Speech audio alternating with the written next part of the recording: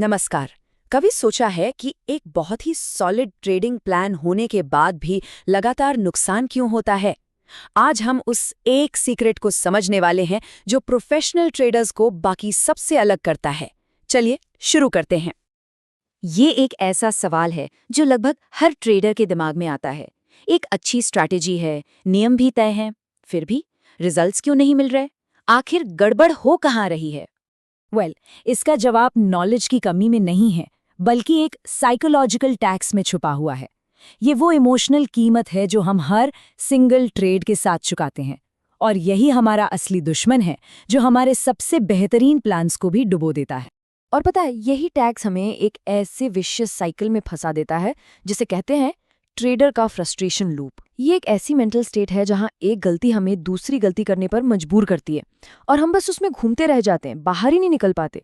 इस लूप में फंसकर हम कुछ बहुत ही कॉमन इमोशनल गलतियां करते हैं, जैसे मार्केट गिरते ही घबराकर सब कुछ बेच देना, या फिर फोमो मतलब फियर ऑफ मिसिंग आउट, इस डर से कि कहीं मौका हाथ से न चला जाए, सबसे ऊंची कीमत पर खरीद लेना।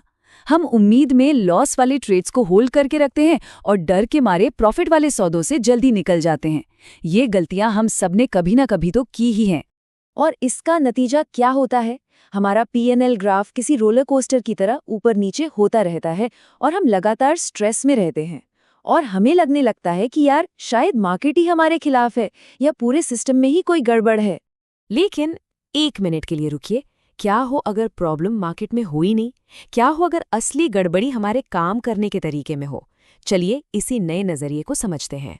तो चलिए सिस्टम और मार्केट, इन दोनों के बीच के फर्क को समझते हैं। ये एक बहुत ही इम्पॉर्टेंट फर्क है जिसे हर प्रोफेशनल ट्रेडर न सिर्फ समझता है बल्कि अपनी ट्रेडिंग का बेस बनाता है। यहीं से गलतियों को देखने का सही तरीका शुरू होता है। देखिए, हर लॉस को ना दो कैटेगरीज में बांटा जा सकता है। पहली है सिस्टम एरर, मतलब ये वो गलती है जो हमने खुद की, अपने ही बनाए हुए रूल्स तोड़ दिए। सीधी सी बात है, ये एक प्रोसेस फेलियर है। और दूसरी है मार्केट एरर। यहाँ क्या होता है, हमने अपने सारे रूल्स परफेक्टली फॉलो किए लेकिन ट्रेड हमारे खिलाफ चला गया। ये कोई हमारी गलती नहीं, ये तो बस एक स्टैटिस्टिकल आउटकम है। अब जो प्रो ट्रेडर्स होते हैं ना, उनका सिर्फ एक ही गोल होता है, सिस्टम एरर्स को जीरो करना। सिस्टम एरर्स के कुछ कॉमन एग्जाम्पल्स देखिए। गलत स्टॉक चुनना, ज़रूरत से ज़्यादा ट्रेडिंग करना, व्हाट्सएप पे मिली टिप्स को फॉलो कर लेना, या अपने पोर्टफोलियो को डाइवर्सिफाई ही ना करना। ये सभी वो गलतियां हैं जिन पर हमारा पूरा कंट्रोल होता है और जिन्हें हम रोक सकते हैं। तो सवाल यह है कि हम इन दोनों तरह की गलतियों में फ़र्क कैसे करें?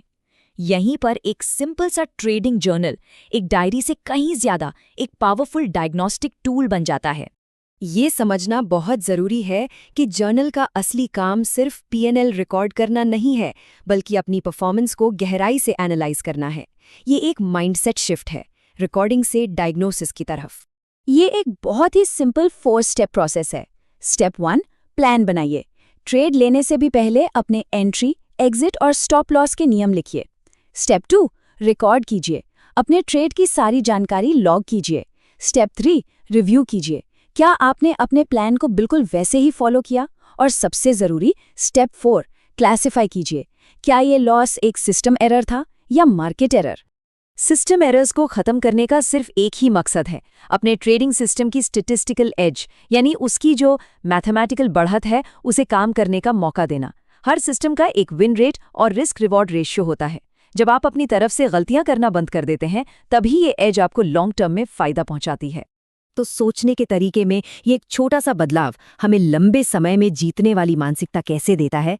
इसका जवाब ट्रेडिंग साइकोलॉजी में छिपा है। ये सिर्फ स्ट्रैटेजी के बारे में नहीं है, ये अपने दिमाग को डिसिप्लिन करने के बारे में है। ये आइडिया बहुत पावरफुल है। रिवॉर्ड आउटकम के लिए नहीं, प्रोसेस को फॉलो करने के लिए मिलना चाहिए। जब फोकस सही प्रोसेस पर होता है तो किस्मत पर निर्भरता कम हो जाती है।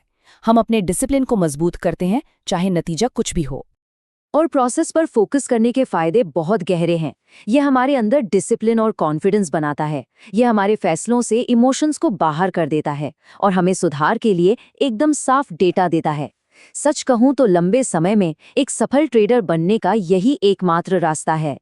तो चलिए अब इन सभी बातों को एक साथ जोड़ते हैं और देखते हैं कि कंसिस्टेंसी की तरफ हमारा रोड मैप कैसा दिखना चाहिए। याद रखिए, ये सिर्फ एक टूल के बारे में नहीं है, ये ट्रेडिंग को देखने का एक बिल्कुल नया नजरिया अपनाने के बारे में। तो आखिर में मैं बस एक सवाल के साथ आपको छोड़ना चाहूंगा। खुद से पूछिए, क्या हम सिर्फ मार्केट की हर हलचल पर रिएक्ट कर रहे हैं या फिर एक अनुशासित तरीके से अपने सिस्टम को मैनेज कर रहे हैं? इसी एक सवाल का जवाब हमारी ट्रेडिंग की कंसिस्टेंसी को तय करेगा।